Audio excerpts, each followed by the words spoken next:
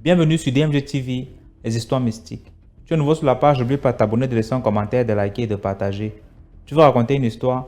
Il y a un numéro à l'écran sur le plus 237 655 81 90 17. Envoie ton histoire et on va jouer ici sur YouTube. Donc n'oublie pas de t'abonner, de laisser un commentaire pour ne pas manquer les prochains épisodes. Et merci pour la force que vous donnez aussi en partageant, en likant, en commentant. C'est important. Ce qu'on fait, c'est pour sensibiliser. Donc n'oubliez jamais de laisser un like. Installez-vous, on va commencer avec la première histoire. Bonsoir la famille DMG TV. Je vous suis depuis l'année passée en septembre. Aujourd'hui, je viens, c'est ma première audio que je vous envoie comme ça. Je viens pour raconter ma part d'histoire. Je suis au Nigeria, donc je vis au Nigeria. Ce que je voulais dire, j'ai un ami policier qui m'a raconté l'histoire de l'un de ses collègues, comment il est décédé. Donc il passait son temps, s'il arrête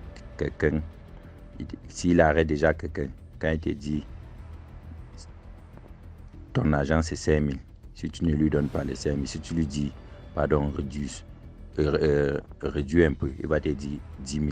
Si tu dis ouais, pardon, réduis, il va dire 15 000. Donc c'est comme ça qu'il faisait. Et que tu vois que payer, quand tu ne payes pas, il écrit seulement, il t'envoie en justice. C'est comme ça qu'il faisait. Donc c'est pour ça que les gens avaient peur de lui. Donc même les policiers, même le commissaire avaient peur de lui. Donc c'est comme ça qu'il passait le temps à faire. Jusqu'à un jour, il y a un père qui achète la moto nouvellement. Il se bat, il achète la moto nouvellement. Il donne à son fils. Son fils sort le premier jour. Le policier ne peut pas mettre la main sur lui comme il n'a pas de papier. Le petit aussi appelle son père. Son père vient. Son père dit que ouais, il vient. Il supplie le policier. Le policier dit qu'il va donner 5 000. Il dit que non, je n'ai pas 5 000. Ce n'est que 4 000 qui est sur moi. Là, le type lui dit que non, c'est impossible. Le père dit que ouais, réduis à 4 000. Il dit que non, ce n'est que...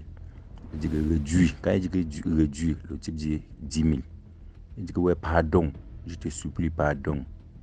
Aide-moi, réduis l'argent là pour moi. Il dit que non, c'est 15 000. Il dit que ouais, pardon, je te dis que tu réduis, tu fais qu'augmenter. Il dit que 20 000. C'est là où le type, il y a un policier qui était assis dedans, qui les voit, il sort directement, il interpelle le père là, que le père vient. Le père vient, il dit au père que ouais, ici, avec le type là, on ne fait pas comme ça. Quand il dit déjà comme ça là, même s'il arrive à 100 000, tu vois qu'il paye les 100 000. Donc quand il fait comme ça, il faut lui laisser. Pardon, comme il est déjà à 20 000 là, s'il y a possibilité d'aller prêter l'argent, même si c'est n'importe où, pas chercher l'argent là, je viens. Le père, j'ai vraiment pitié de toi, mais je ne peux rien faire. C'est comme ça qu'il est, et personne ne lui parle. Et on lui parle, il ne comprend pas. Il n'a pas peur de quelqu'un. Donc il n'a peur de rien. Le père dit que oh, c'est comme ça mon fils. Il dit que oui. Il part en ville, il cherche les 20 000, il vient, il lui donne. Quand il finit de lui donner les 20 000, il lui dit, à partir d'aujourd'hui, si tu manges encore l'argent de quelqu'un, c'est que on m'avait pas bien accouché. Le type dit que Flocan, tu sais combien de personnes m'ont déjà promis ça, combien de personnes m'ont déjà dit ça, tu vas faire quoi, tu peux faire quoi? Flocan, pars, quitte la porte de ta moto, tu Flocan. Le père dit que ok, il n'y a pas de problème. N'est-ce pas, tu as eu l'argent, je pars. Après, quand le père est parti, après 1 heure de temps comme ça, le gars est resté seulement. Il faisait froid, mais le gars est resté comme ça, là, il transpire seulement. Après avoir commencé à transpirer, il commence à vomir le sang. C'est comme ça qu'on le porte rapidement, on l'amène à l'hôpital, l'urgence. Il va à l'hôpital, ça n'a pas duré. Il a rendu l'âme. Quand il a rendu l'âme, tu sais comment les musulmans se comportent. Dès qu'il a rendu l'âme, comment les musulmans font. Quand chez les musulmans, quand quelqu'un meurt là, on ne paye pas le temps. Donc dès qu'il est mort, on est venu, on a attaché le corps, on est allé à la mosquée de leur secteur de leur secteur. Comme chaque secteur a une mosquée, on part dans leur secteur pour porter ce qu'il y a un truc là qui met les cadavres à l'intérieur. Toutes les jeunes du secteur sont sortis, dit que personne, qu'on ne peut pas même enterrer quelqu'un qui était tellement mauvais comme ça là avec le truc de leur secteur. Donc la police a tout fait, ça les a dépassés. Ils ont seulement mis le corps là dans leur voiture comme ça là. Ils ont cherché les gens qui devaient creuser la tombe. Personne, payé même avec l'argent, les gens n'ont pas pris l'argent. Donc les policiers eux-mêmes sont allés creuser la tombe. creusé la tombe. Ils ont enterré le policier là. Comme ça, tous les Besquiens de la ville ils ont fait 2 jours de célébration. Donc, quand quelqu'un meurt, les gens sont un peu injants, mais celui-là est mort, les gens ont célébré 2 jours. Quand tu montais sur la moto, tu dis tel secteur, tu arrives, tu dis combien, on dit que non, c'est gratuit. On a envie de célébrer la mort de telle personne. Donc, comme il est mort, tout le monde est content. Donc, ça, c'était mon histoire ici au Nigeria. Excusez-moi pour mon français. Voilà. Merci beaucoup pour l'histoire. Maintenant, on passe à la deuxième histoire. Oui, DMG, j'ai une autre histoire encore qui est arrivée à une de mes voisines, puisqu'elle nous a raconté ce qui est arrivé avant de mourir. Et avant de mourir, ça a pris beaucoup de temps. C'était des filles de joueurs, en fait, qui pouvaient aller dans des grands hôtels. Elle prend son cocktail, elle lit son journal, parce qu'à l'époque, il n'y avait pas encore de téléphone Android, puisqu'elle a fait au moins 7 ans de maladie avant de mourir. Et elle racontait son histoire à qui voulait l'entendre. Bon, et là, elle dit qu'un soir, elle est allée dans un hôtel de la place. Elle a pris son pot, elle a croisé son pied, comme d'habitude, comme elle aimait bien dire, grand pied sur petit pied. Elle lisait son journal, le fait aussi de tendre ses appâts, quoi. C'est comme ça qu'un monsieur entre, un monsieur qui ressemble à l'argent et qui avait d'ailleurs l'argent. Parce que quand tu as l'argent, ça te donne notre image. Le monsieur entre avec son cigare, très bien habillé. Comme ça que le monsieur envoie qu'on double le pot de la fille. Quand on double le pot de la fille, pour finir, le monsieur a demandé si elle pouvait s'asseoir avec la fille. Comme la fille était assise seule, la fille a dit sans souci. Bon, ils se sont mis à causer, se sont entendus, ils sont allés à l'hôtel.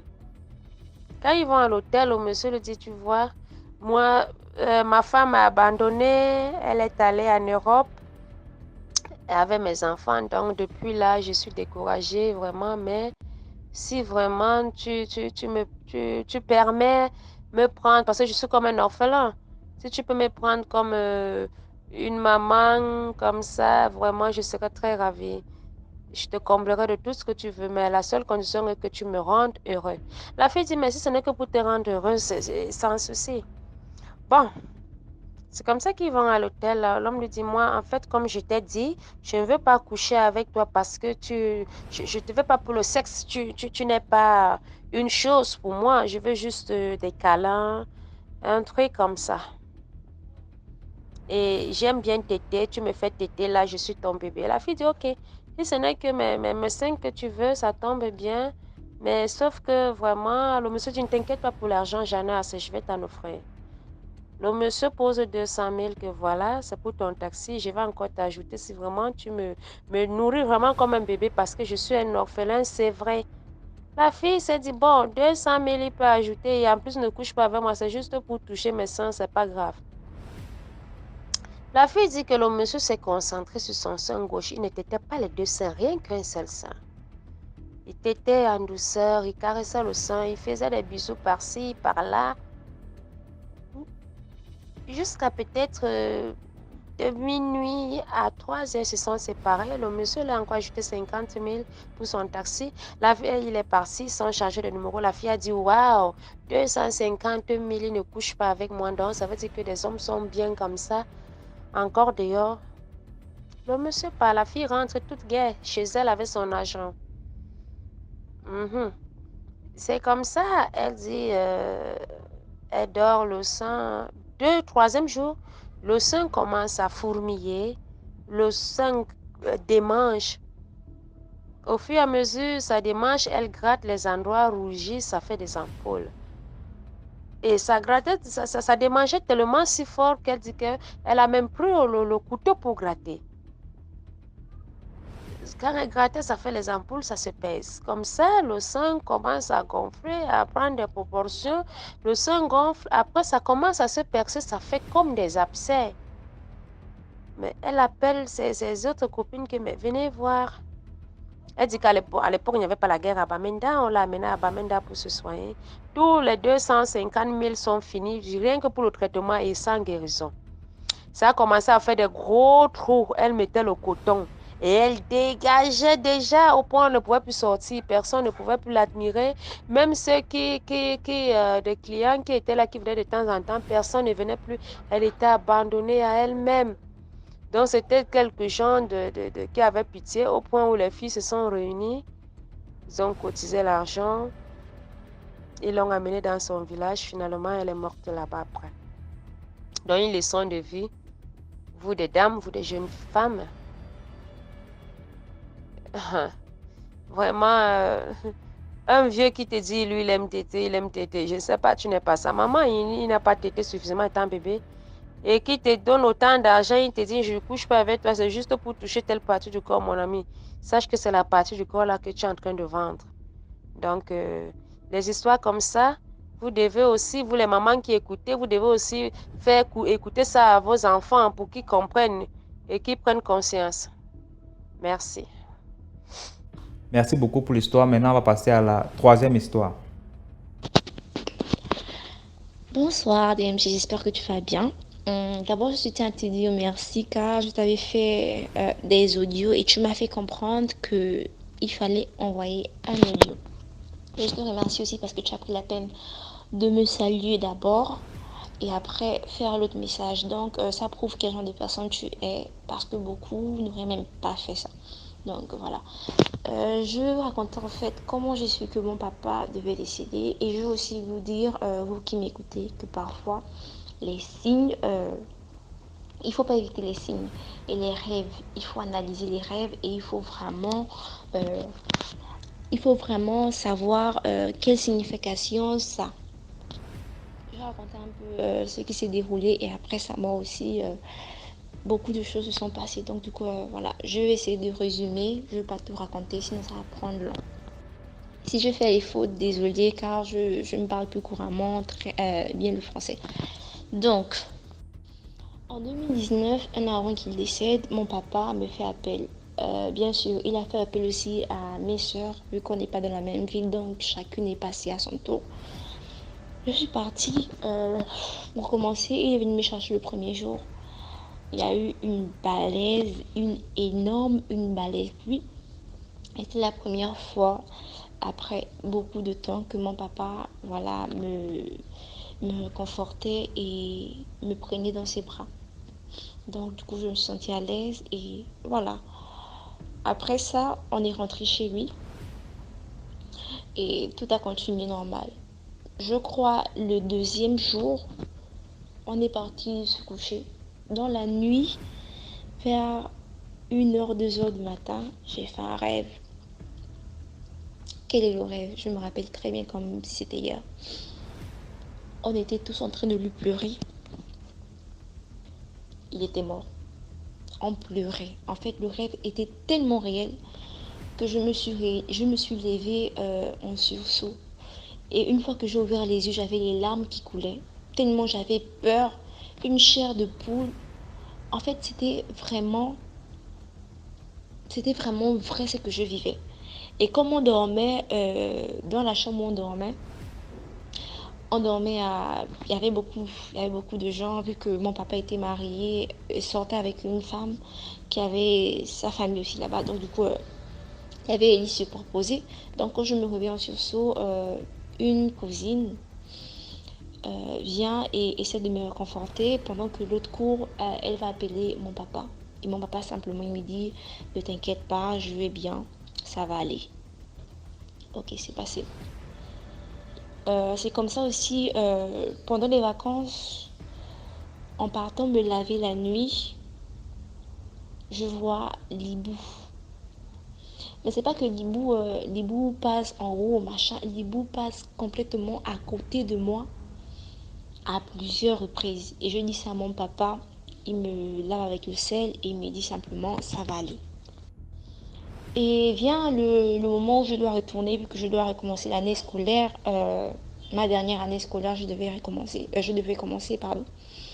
Et mon papa me donne plusieurs choses. En fait, je ne sais pas Et mon papa me donne plusieurs choses comme si c'était la dernière fois qu'on devait se voir. Il m'a donné les draps, il m'a donné une valise, il m'a donné les livres, des calculatrices, il m'a donné des choses symboliques en fait. Et parmi tout ça, un truc que j'ai sur moi et toujours, mon papa m'a donné un porte-clés. C'était en forme de chaussure, désolé. Donc, il m'a juste dit, tiens, pour ta clé.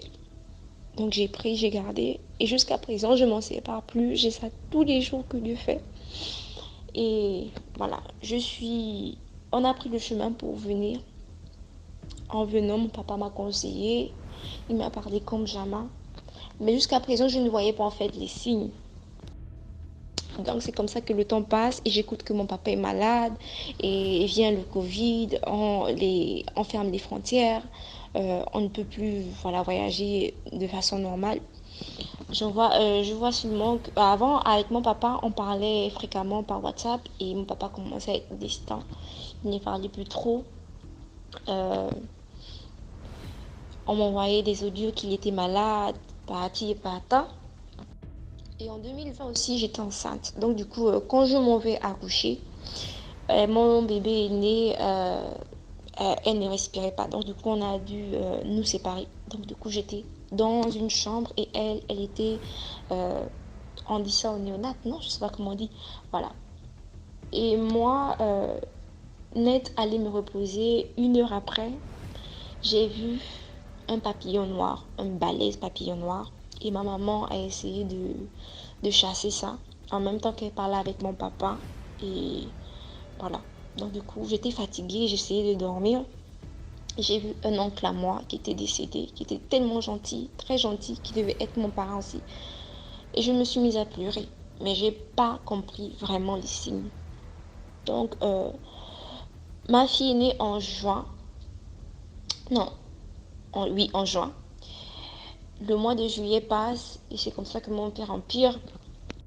Il part d'hôpital en hôpital, d'examen. On ne voit pas ce qu'il y a. Ce Dieu sait ce qu'il avait. Parce que c'était pas une mort naturelle. Et vient le mois, ou bien dit, voilà, vient la semaine dont il devait décéder. Dont il est décédé, si on peut dire ça comme ça. 2 jours avant son décès, je l'appelle. J'insiste parce qu'il ne prenait plus aux appels. Il n'avait même plus la force, en fait, pour pouvoir parler avec les gens. J'insiste. Et c'est ma belle-mère qui répond. J'insiste que je veux parler avec mon papa. Et on parle ensemble. Et lui me fait comprendre que je ne m'inquiète pas, que ça va aller, il sera mieux. Et quand il ira mieux, il va se lever, il va danser, tout le monde va rire. Et je lui dis, papa, on t'aime très fort, nous tous. Il me dit, oui, merci. Voilà, on raccroche et selon ce que j'avais écouté, il allait mieux. On l'avait transféré dans un hôpital. Bon, arrive le jour de son décès. Il est mort normalement la nuit à 3h, 4h du matin. D'accord? Donc, je me réveille la nuit vu que j'allaitais mon enfant.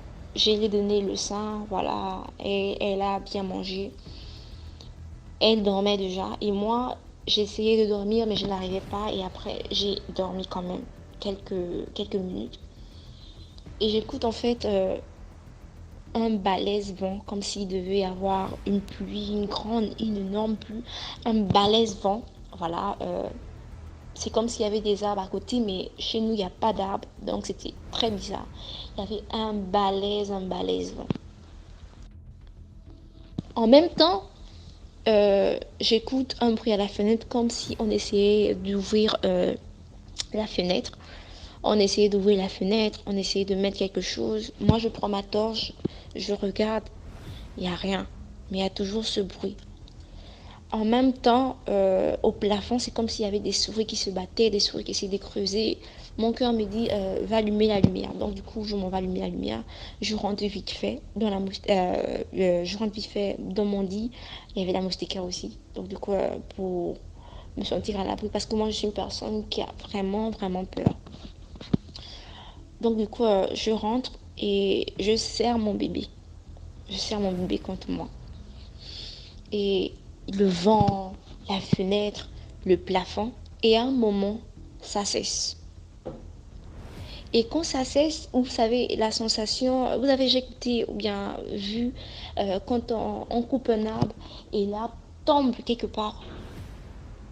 C'est la sensation que j'ai eue et mon cœur était vraiment, je ne sais même pas comment expliquer, mon cœur a lâché si on peut dire. Mon cœur a lâché. Mais j'ai pas vraiment compris, j'ai pas su.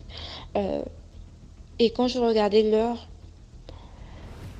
et quand ma soeur m'envoie le message en fait, c'est à la même heure en fait que mon papa décédé. Voilà, je veux juste vous dire que parfois les signes, euh, les signes parfois vous montrent vraiment ce qui va arriver, c'est-à-dire les rêves, d'autres choses.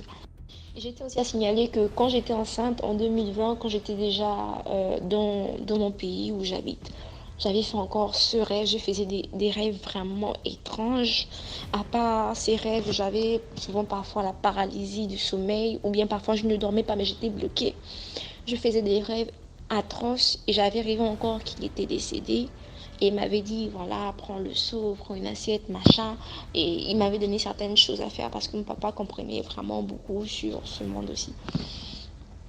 Donc, vraiment, faut pas... Quand vous avez des rêves, essayez de comprendre la signification. Peut-être que ça peut vous aider à vous rapprocher en fait de la personne avant qu'il décède. Moi, si je comprenais vraiment que ces rêves étaient pas seulement que de simples rêves, peut-être que je devais être à Libreville et voilà, je devais être à côté de lui et je devais lui voir avant ces derniers instants.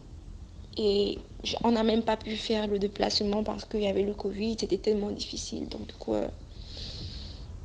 voilà, je confirme que le monde spirituel existe. Je confirme de toutes mes forces. Merci beaucoup pour l'histoire. Maintenant, on passe à la quatrième histoire. Bonjour, DMG.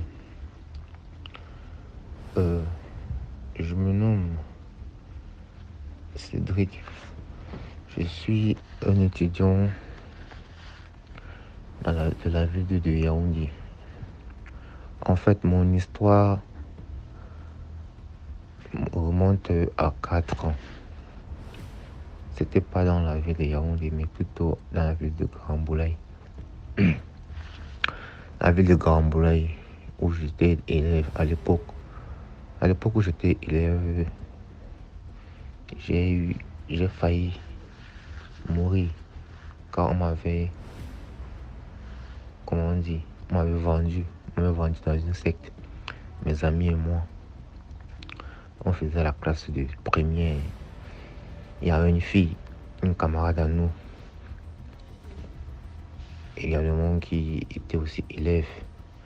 Elle faisait 4e année de cette technique. En fait, cette fille nous avait mis dans une liste de sectes. Car à l'époque, dans un quartier, en fait, l'histoire se passe à Grand Boulaye. Grand Boulaye est la ville située à l'est du Cameroun, frontière Cameroun-Centrafrique.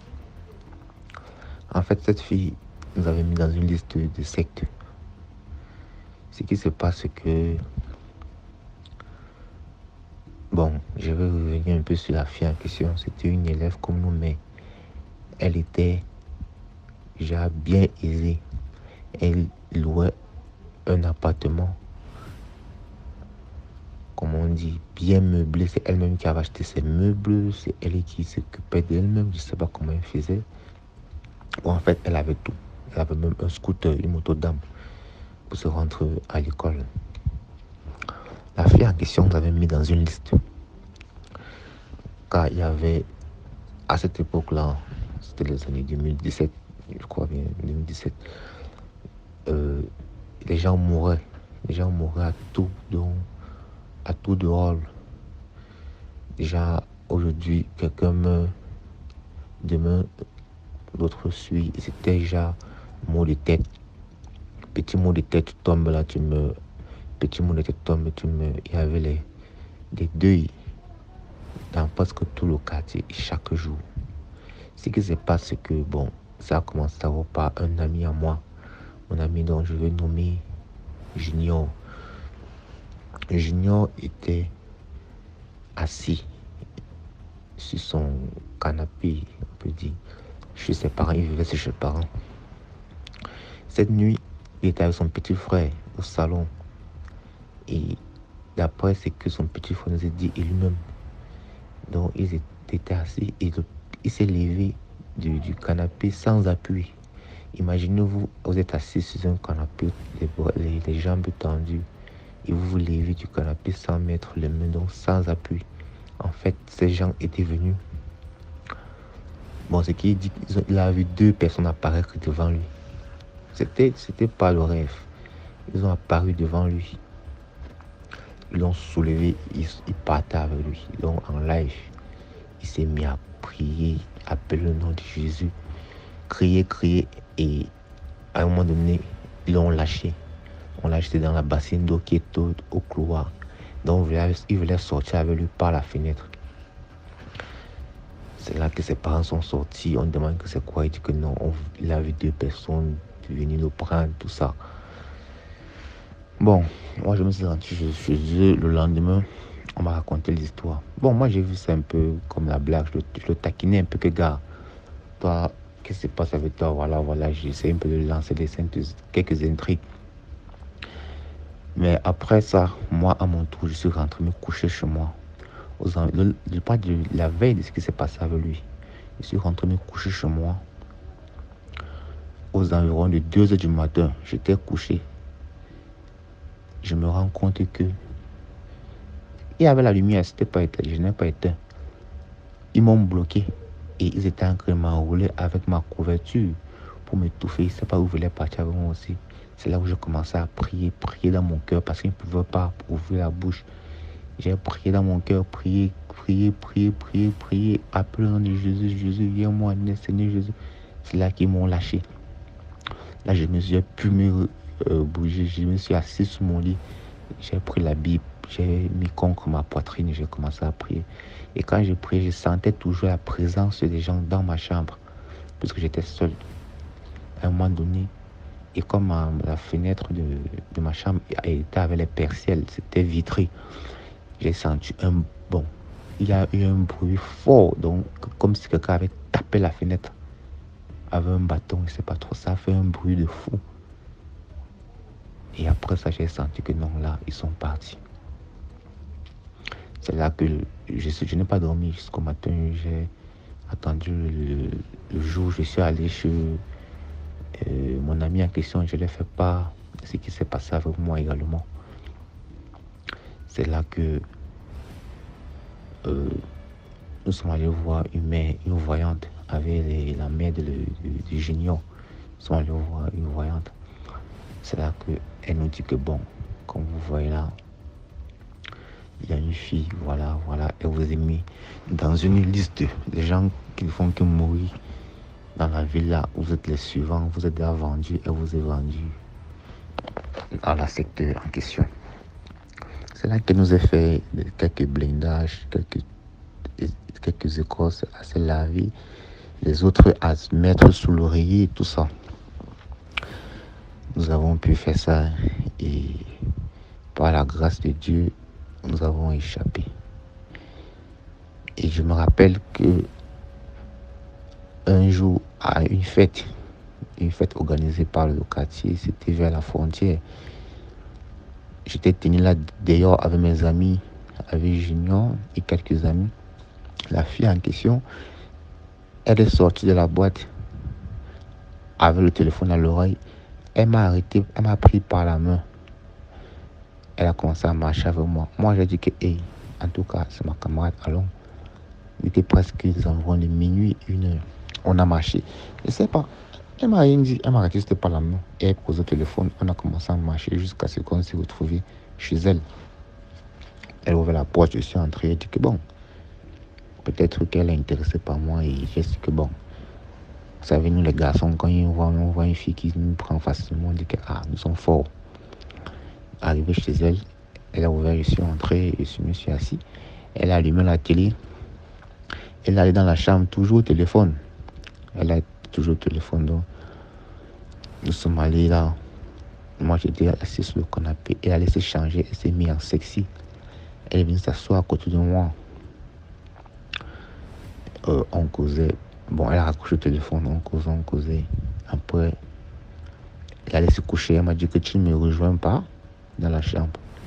Je suis venu et penser que bon, c'est ma part de la manne qui est tombée du ciel. Bon, je vais seulement gérer ça. Et à ma grande surprise, elle m'a dit non, qu'elle ne veut pas. Voilà. Et j'ai dit ok, pas de souci. Je me suis couché, j'ai dormi là. Quand je me réveille le matin, je ne la trouve pas. Elle était dehors, et tant qu'elle fait la lessive, la vaisselle. C'est là que quand je me lève, elle ne sait pas comment elle a su que je me suis levé. Et tant dehors, elle me dit que tu es là debout. Et qui? Pourtant, je n'ai pas fait de bruit. C'est là que je suis sorti, je suis rentré chez moi. Et je suis sûr que c'est la même. Bon, je suis sûr que quand je me suis couché avec elle dans son lit, je suis sûr qu'elle a le temps de faire les trucs sur moi. Et Junior m'a aussi dit la même chose, qu'il a passé la nuit avec elle. Qu'il a eu à passer la nuit avec elle. Donc, il ne sait pas si c'est comme ça qu'elle opérait. Et par la suite, après que nous avons été lavés par la voyante à question, on a fait venir, le quartier a fait venir un marabout qui devait faire sortir tous les sorciers parce que c'était grave, les gens mouraient de partout, comme les mouches. On a fait venir un marabout qui devait détecter tous ces sorciers-là. Il nous a demandé de boire, qui veut le boire. Nous sommes allés chercher le boire. On était nombreux, tous les jeunes sont entrés en bourse. On a cherché le bois, on a perdu 2 voyages, c'était tellement beaucoup. Et les autorités de la ville ont dit que non, ils ne veulent pas qu'ils fassent ça. On l'a chassé de la ville. C'est là que nous, les jeunes, on a grévé. Parce que le chef du quartier était aussi des mèches avec eux. On s'est attaqué à la chefferie, on a visé. Et ce qui était marrant, quand on venait, on voulait brûler la chefferie, quand on s'approchait de la chefferie, il y avait un truc qui nous repoussait. Donc on ne pouvait pas atteindre la chefferie. C'est là qu'on s'est mis à viser les cailloux, percer toute la toiture de la chefferie. Ils ont appelé la police. Ils n'ont pas pu nous contenir. Ils ont appelé la gendarmerie, pareil. Ils ont appelé le GPIC, le BI. Les militaires, ils ont commencé à tirer sur la population. C'est parce que j'avais suivi cette histoire. Du côté de l'Est, au Grand Boulay, il y avait des gens qui tiraient. On a tiré sur beaucoup. Déjà vu comment on a tiré sur la cuisse d'un ami. La cuisse sur la jambe, ça a éclaté son pied. Il y avait des gens qui étaient touchés par balle. Et à cette époque, pendant ce temps, la fille en question et son père avaient disparu de la ville. Donc nous avions fui en croyant que nous avions fait le remède. Ce que je veux faire, bon, vous savez que vos histoires, c'est pour sensibiliser.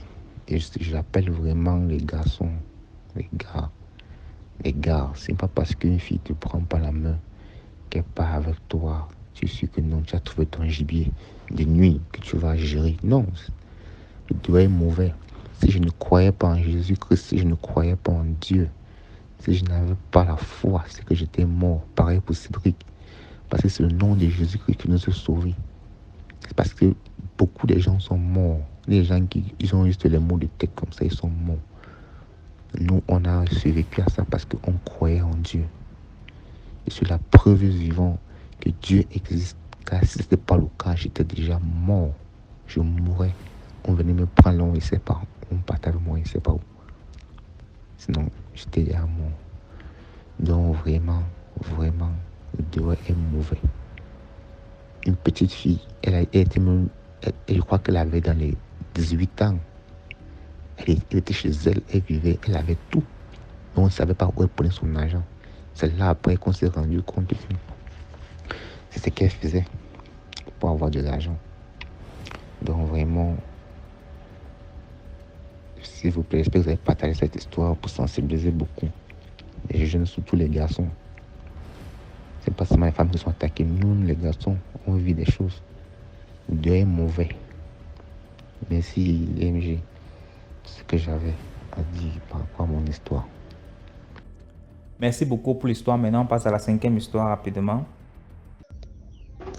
Bonjour DMG, j'espère que tu vas bien. J'espère que la communauté aussi se porte bien. Ça fait quelques mois que je suis sur ta page et tout. J'écoute les histoires intéressantes et édifiantes en même temps. Et donc, j'ai essayé de raconter une histoire aujourd'hui. Donc, l'histoire se déroule au sud Cameroun, du côté de ma mère, en fait, dans son village. Donc, c'est l'histoire d'une femme. On va l'appeler Marguerite. Marguerite était dans un club de sorcellerie, en fait, uniquement pour femmes. Donc, et dans le club, là, il fallait avoir des enfants et ne pas être mariée. Donc, maintenant, Marguerite a adhéré au club. Elle était un membre du club. Maintenant, elle se réunissait donc chaque jour à minuit pour tenir une séance, une réunion de sorcellerie. Et cette sorcellerie était comme une cotisation d'enfants. Donc, chaque femme, elles étaient 8. Et c'était Marguerite, la dernière, à cotiser. Donc, la première femme alors est venue avec son enfant. Donc, la reine-mère, elle est venue avec son enfant. Elle mangeait l'enfant de la reine-mère. Marguerite, elle, son rôle, c'était de manger les cœurs. Donc, elle s'est portée garante de manger les cœurs des enfants. Et vous allez comprendre pourquoi dans la suite de l'histoire. Donc, elle mangeait les cœurs. Pendant que les autres membres s'engageaient à manger d'autres parties, Marguerite mangeait uniquement les cœurs. C'était le tour de la deuxième femme. Le scénario se répétait ainsi de suite, jusqu'à ce que ça ait été le tour de Marguerite de cotiser. Donc, à la veille, quand on a mangé l'enfant de la 7e personne, on dit à Marguerite que donc, il reste ton tour. Donc, c'est à toi maintenant de nous nourrir demain. Marguerite n'a pas de problème. Elle dit, OK, il n'y a pas de problème, je vais dire. Quand elle rentre, Marguerite réalise qu'elle n'a qu'une seule fille. Une seule et unique fille. Est-ce qu'elle va donner son enfant? Est-ce qu'elle ne va pas donner son enfant? C'est là où ça devient compliqué pour Marguerite. Et c'était, si elle ne donne pas son enfant, elle-même, elle devait se faire manger. Du coup, Marguerite a réfléchi, elle a réfléchi. Elle n'avait pas de choix. Le lendemain est arrivé minuit. Elle est partie comme d'habitude. Elles se sont entendues, elles se sont entendues, elles se sont entendues. Elles ont fait leur réunion. En fait, comme d'habitude, Marguerite est rentrée. Maintenant, donc, comme c'était son tour, le matin, Marguerite part au champ. Elle part, comme dans les villages là, tôt le matin, vous partez au champ et tout et tout. Maintenant, quand Marguerite est au champ comme ça, on reste l'appeler que, bon, on part l'appeler au champ que, comme tu vois là, ta fille est décédée.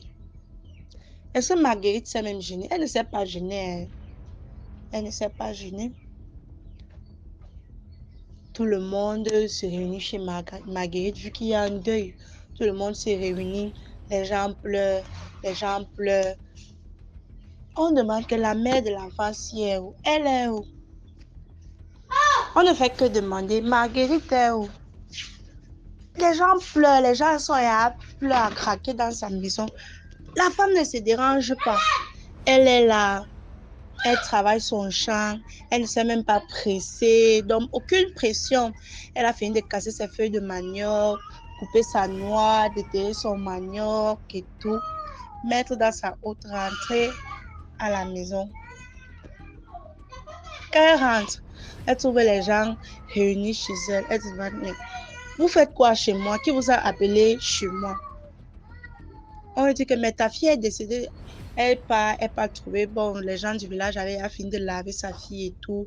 On l'avait à couvert là. Elle était là, allongée sur une natte. Elle part dire à sa fille que Lève-toi là où tu es là. Je suis à rentrer avec les feuilles de manioc là-bas. Il faut piler ça, il faut éplucher le manioc. Lève-toi, on va préparer. Elle quittait pas. Elle finit de nettoyer sa feuille de manioc. Elle finit d'éplucher son manioc. En fait, elle finit de faire la cuisine. Elle pas encore dit à sa fille que tu as encore couché. Tu as encore couché là. J'ai fini de préparer. Bon, lève-toi alors. Tu peux manger. Le premier dans. Excusez-moi. Les feuilles de manioc sont dans la marmite. En fait, chez nous, c'est le premier. Donc, elle dit que le premier dans la marmite, il faut aller manger. Entre-temps, les gens se demandaient même que, et pourquoi la femme s'y réagit comme ça? On lui dit que son enfant est décédé, elle ne se gêne même pas. Ou bien c'est le chromatisme là, peut-être elle n'arrive pas à réaliser vraiment que son enfant est décédé. Entre-temps, ses collègues de la sorcellerie là, elles étaient là. Elle les a indexées, mais discrètement. Elle leur a demandé de la rejoindre derrière la maison. Elle est allée dans la cuisine. Dans nos villages, là, il y a souvent un truc là, comme un étagère au-dessus du feu, au-dessus du foyer, pour permettre aux mamans là de sécher les petits condiments et autres. Elle a pris une bouteille, elle est sortie, elle est partie derrière. Elle a sorti la bouteille. Elle a pris le cœur des 7 premiers enfants qu'on a eu à manger. Donc, tous les cœurs. Maintenant, vous comprenez pourquoi est-ce qu'elle mangeait les cœurs. Elle a pris tous ces cœurs-là. 7 cœurs, elle a fait sortir. Elle a remis à chacune d'entre elles le cœur de son enfant. Elle dit, tiens, toi, voilà le cœur de ton enfant. Tiens, toi, voilà le cœur de ton enfant. Ainsi de suite. Après, elle donne dans un délai aux femmes là que, comme je pars là, parce qu'elle disait qu'elle part récupérer l'argent chez quelqu'un là, chez un voisin. Et que comme je pars là, quand je reviens, je viens trouver mon enfant en vie, en train de manger ce que j'ai préparé parce que je suis partie au champ, j'ai travaillé, j'ai ramené de quoi manger, j'ai préparé pour elle. Donc, quand je rentre là, je dois venir trouver qu'elle est en train de manger. C'est comme ça qu'elle descend. Les femmes s'y restent ici derrière, elles ont porté la petite fille qui est décédée et l'ont amenée derrière la maison. Lui ont fait boire des herbes. Donc, ils ont récolté des herbes là. On a mis ça dans une feuille, on a enroulé. Et puis, on a fait en sorte que les feuilles, les herbes là aient un jus. On a injecté quelques gouttes dans chaque orifice de l'enfant. Quand il dit chaque orifice, c'est chaque orifice. On a mis une goutte à l'intérieur dans tous les orifices de l'enfant. Elle s'est réveillée. Et elle a commencé à manger. Les gens du village n'en revenaient pas. Ils étaient épatés. Ils n'arrivaient pas à comprendre. Quand la maman est revenue, Marguerite, là, quand elle est venue trouver que son enfant mangeait, elle a dit, ok, bon. Maintenant, comme je vous ai remis les cœurs de vos enfants là, je démissionne. Apparemment, il y avait un œuf là que quand quelqu'un veut démissionner, tu casses ça, mais il y a une conséquence. Donc, elle a pris l'œuf, elle a cassé devant ses collègues. Maintenant, elle a eu pour conséquence son pied gauche commençait à pourrir. Et puis, ça a rongé tout son pied, rongé. Jusqu'à ce qu'on a finalement coupé le pied. Donc, Marguerite est restée avec un demi-pied. Sa soeur, son enfant, a survécu. Et ses autres collègues ont continué dans la lancée de la sorcellerie. Maintenant, le petit message que je veux faire passer, je ne sais pas si c'est un message, c'est que même dans la sorcellerie, tout le monde n'entre pas dans la sorcellerie de manière idiote, de manière banale comme ça, bêtement, comme on dit souvent. On suit le mouton et tout. Marguerite a été intelligente. Elle a compris et c'est comme ça qu'elle a sauvé la vie de sa fille. Donc, c'est un peu l'histoire que j'ai voulu partager avec vous aujourd'hui. Merci et bonne soirée. Merci. Commentez, likez, partagez. Maintenant, on passe à la 6e histoire. Bonsoir DMG, bonsoir à toute la communauté DMJ. Je vais un peu aller plus loin, mon histoire est un peu longue, mais je vais essayer de couper. Je vis au Cameroun, plus précisément dans la ville de Yaoundé.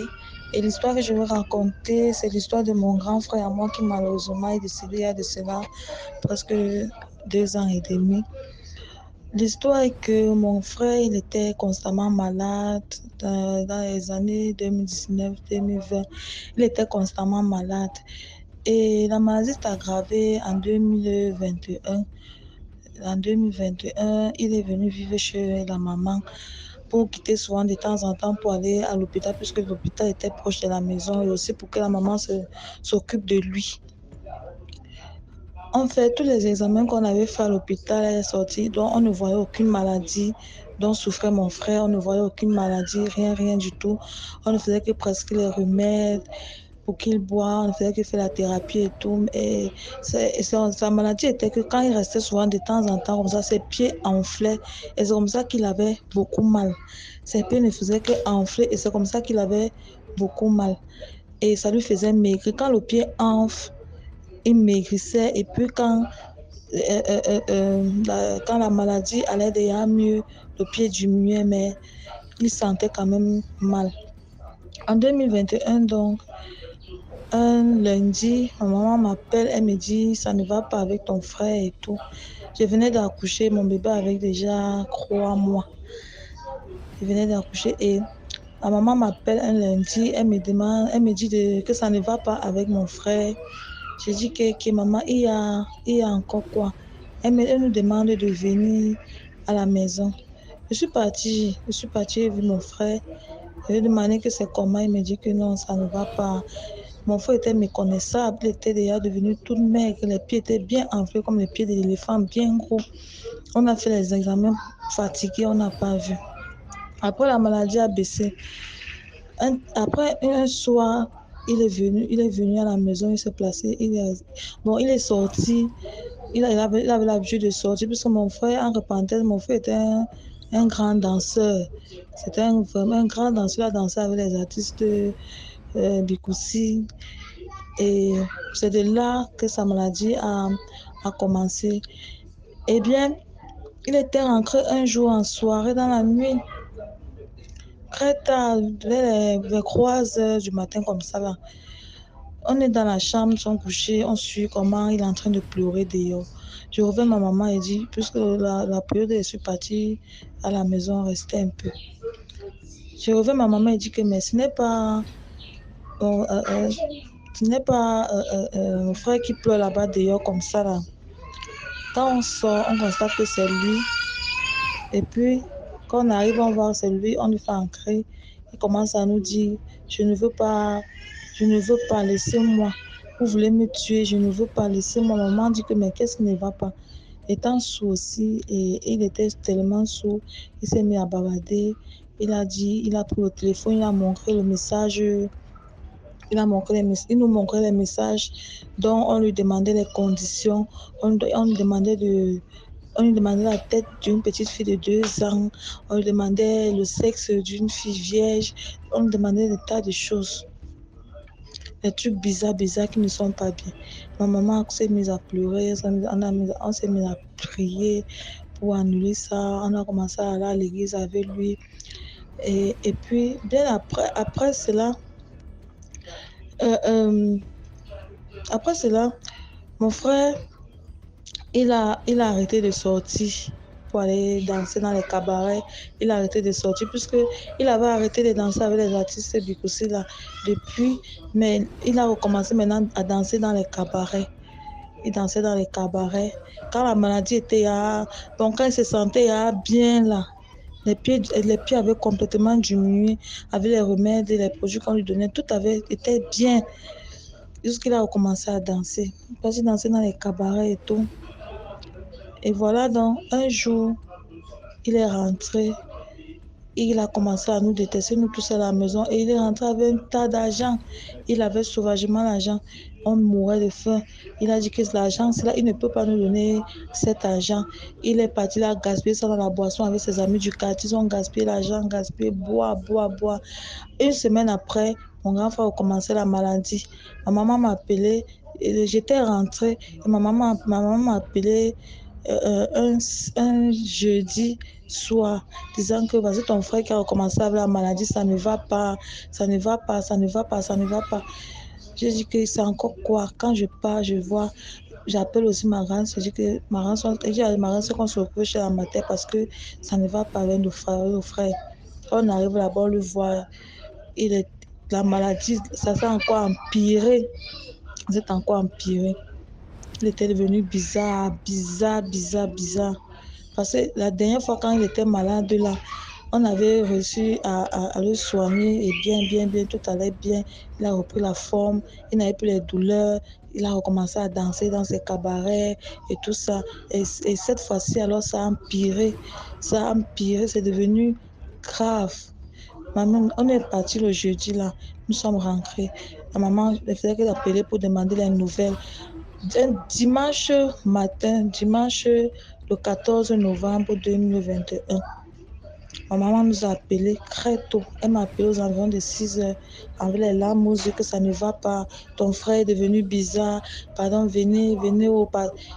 Je me suis levée le matin, je suis partie avec mon mari, ma belle-mère et mes 2 beaux-frères. Nous sommes partis chez nous. Arrivé là-bas, c'était la catastrophe. Mon frère était méconnaissable.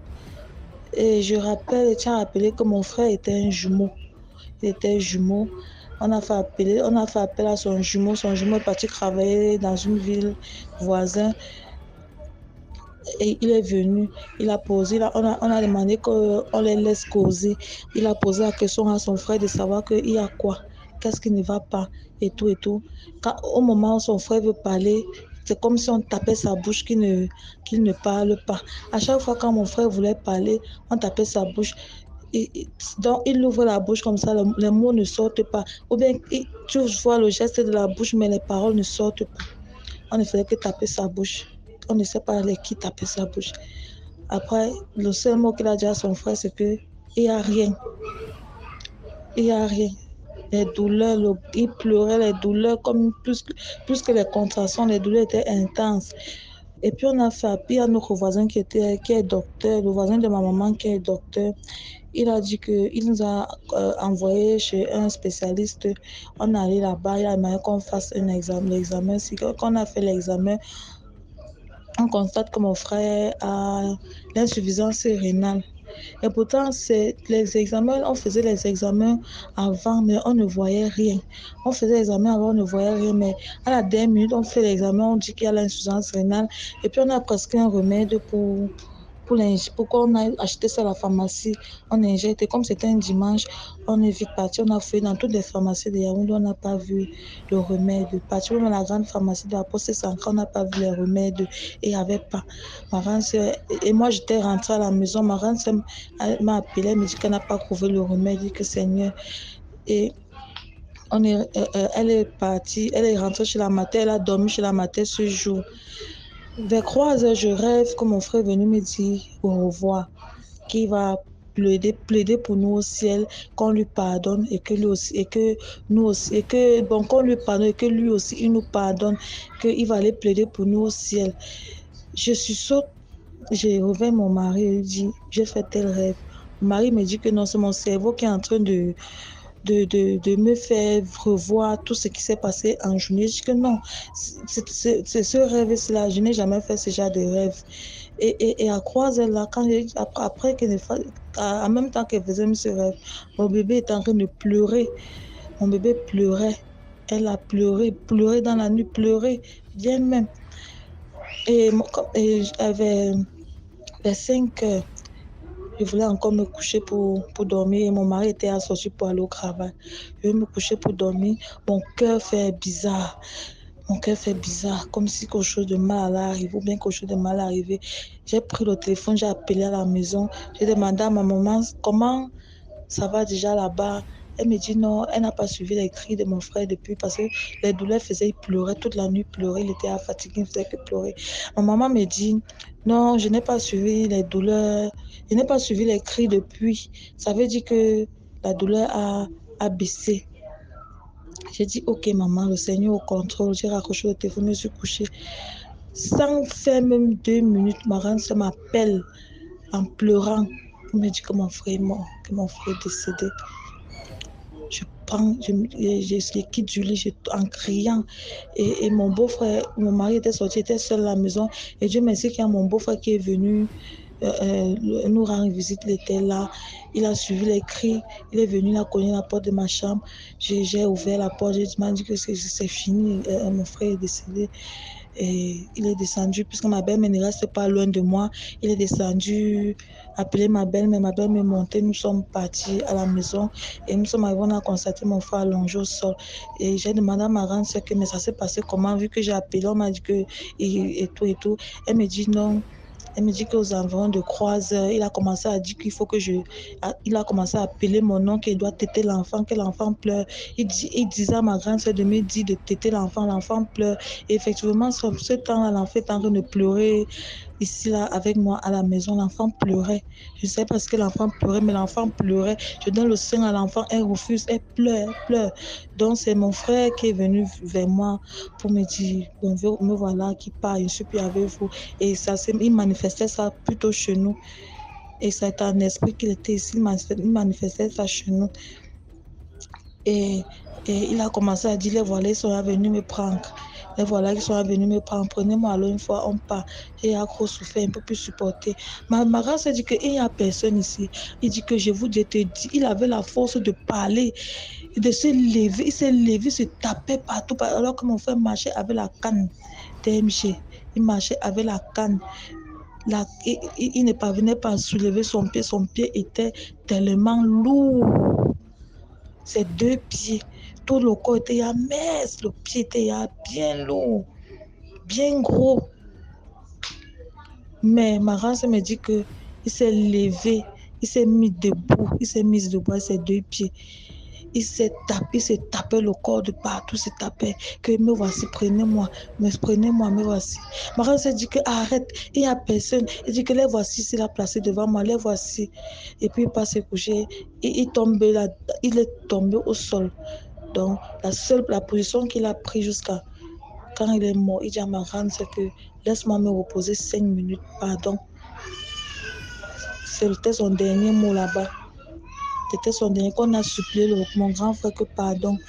Dis-nous ce qui ne va pas. Qu'est-ce qui ne va pas? Il n'a rien dit.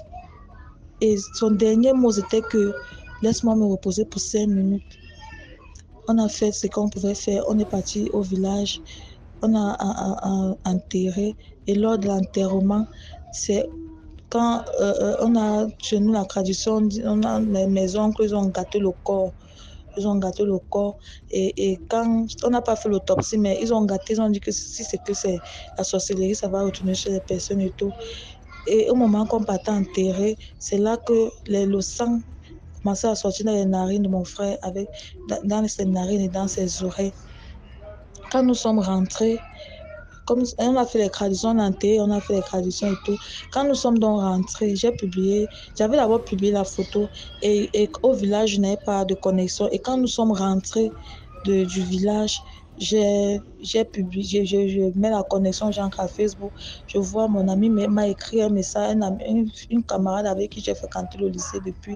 Elle m'écrit un message et dit que hey, c'est ton frère. Je lui dis que wow, ouais, je connais bien le gars, c'est un très grand danseur. Il faut vraiment beaucoup prier parce que le milieu où il était là, c'était pas bien. Je connais bien ton frère, il était dans les loges, il a entré dans les loges, on lui demandait les conditions, il a refusé. Je dis comme ça parce que ma grande sœur, elle travaille dans le Sinac où il dansait souvent, dans le cabaret où elle dansait. Ma grande sœur est serveuse là-bas.